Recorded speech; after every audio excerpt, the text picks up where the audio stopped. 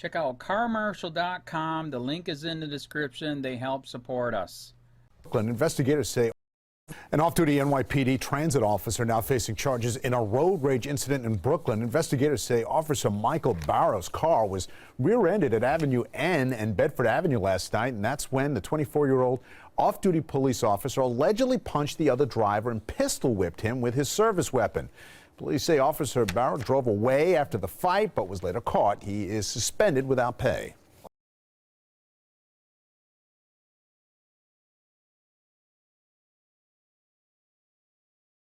You know who the F I am? I'm NYPD, cop road rages, smashes man's face with handcuffs. An NYPD cop has been arrested following an insane fit of road rage in which he rammed an innocent couple, held them at gunpoint and beat them with handcuffs. By Matt Agarist, January 17, 2018. New York, New York. As the Free Thought Project reports, on a regular basis police officers are caught in fits of road rage all the time. While road rage is an unfortunate reality in America, when a police officer is involved, the situation becomes far more dangerous as they have authority, and they have a gun. All too often police officers will be caught road raging on innocent citizens, and it is the citizen who suffers. In the incident below, however, an NYPD cop's fit of rage was allegedly so horrific that it got him arrested this month. Earlier this month, according to officials, Officer Michael Barrow's black Jeep Grand Cherokee, equipped with lights and a siren, rear-ended 28-year-old James Nasimus' vehicle as he drove east on Avenue N near Bedford Ave in Midwood. Barrow had his lights and siren on when he rear-ended Nasimus.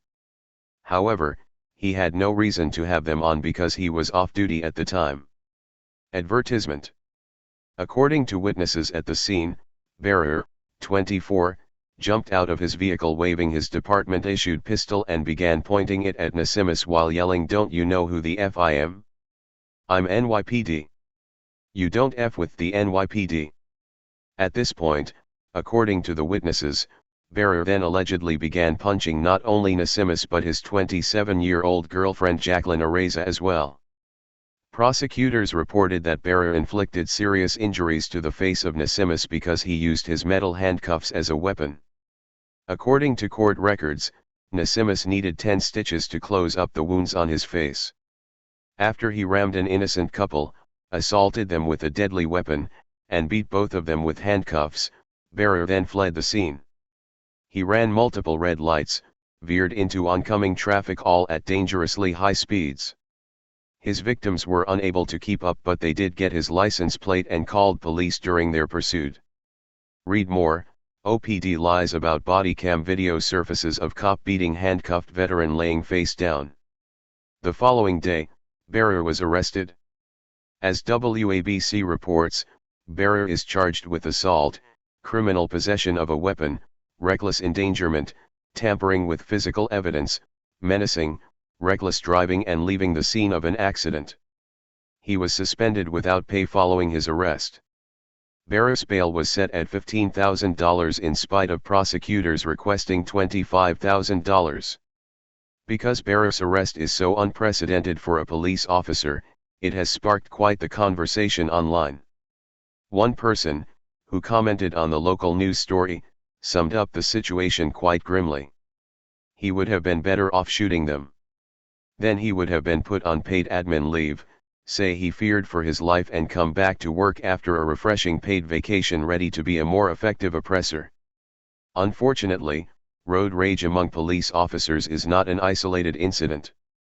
As TFTP reported last month, Kieran Walsh, a 59-year-old Marine veteran, and partial amputee, was left stranded on the side of the road last month after a police officer road raged on him for honking his horn. Because Officer Stephen Salat claims the authority to detain people for victimless crimes, he moved to pull the person over who would dare to honk at him.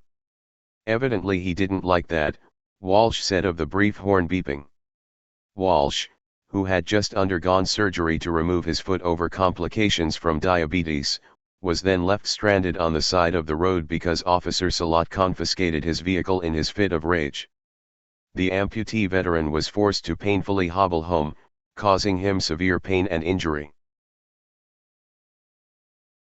County. This is Charlotte County COPWATCH, and I wanted to explain what fair use is.